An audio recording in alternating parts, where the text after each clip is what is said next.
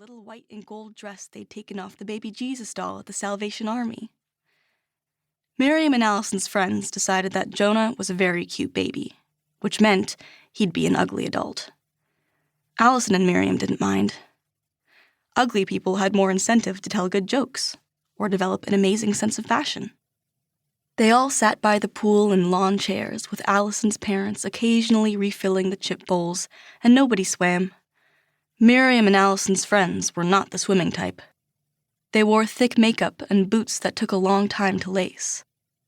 "You have to let me do a photo shoot with Jonah," their friend Ash said. Anne Geddes meets Marina Abramovich's Balkan Baroque, an homage to Jonah's dark provenance. Ash was the best thing to have come out of Myriam's general arts undergrad, and Myriam told them so. "To the best chosen family in the world," Myriam cheered. "And to our cute-ass baby." They all raised their glasses and took big gulps of their drinks. Myriam was drinking lemonade in case her breasts started making milk from being around a baby, but Allison got sloshed. About 5 beers in, she climbed onto the diving board and started screaming the lyrics to a song she'd written for Myriam. "Until our asses hang like sandbags and our pussies smell like kelp. Say you'll love me, baby, or I'll be needing help." Okay, I'll love you forever," Myriam shouted as Allison inched closer to the edge of the board. She rolled her eyes and laughed, blushing behind her hair. So dramatic. Allison jumped in anyway, and Myriam waded in after her, wrapping her arms around Allison and kissing her with full tongue. They made out in blue-lit water until Allison's mom yelled that the pizza was here. Then they wrung out their clothes and rejoined their friends. On the pool deck, Ash was passing around one of their signature joints, and Cameron was giving Jonah an undercut with tiny leopard print on the sides of his head. Allison started playing a synth she'd found in her childhood bedroom, and her best friend Nate drummed on patio furniture.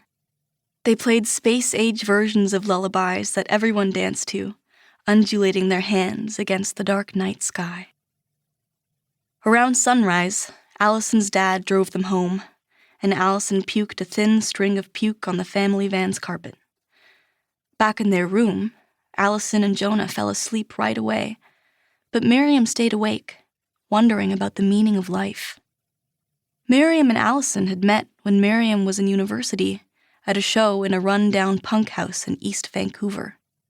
Allison had just finished playing a set and asked Myriam if she thought her last song was derivative. Myriam had never heard that word, but the way Allison asked her, with sweaty hair and an electric vulnerability in her eyes, made Myriam want to have sex with her right away. 2 years later, they were so in love it felt like living inside a dream, only some nights Myriam got nervous. She'd grown up with her single mom, moving every time her father made a new threat. She couldn't turn love into a story that made sense, and would get into these existential spirals. Myriam looked at Jonah, whose toes were curling in his panda socks. She didn't agree that babies gave a meaning to life. Nuclear families were a concept made up by the same people who wanted you to get full-time jobs or sell your art for money. Still, when she lifted Jonah from Allison's heaving chest and held him in her arms, she could feel the exact dimensions of her happiness, its weight and humid breath. It wasn't a dream. Myriam couldn't stop smelling Jonah's neck. At the store, on the bus, while changing his diapers. His baby smell was intoxicating, like the smell of permanent markers or very fresh flowers.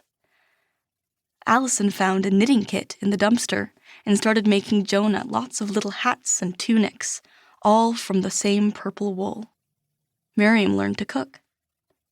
After her shifts at the cafe, she'd come home and soak bread in milk and sugar to make soft pudding that Jonah could eat. She stewed apples with cinnamon for vitamins, and because it made their apartment smell like a candle store.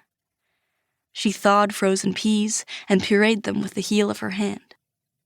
Some nights, Myriam still wondered about the meaning of life, but then Jonah would yawn and put his hand against the side of her head.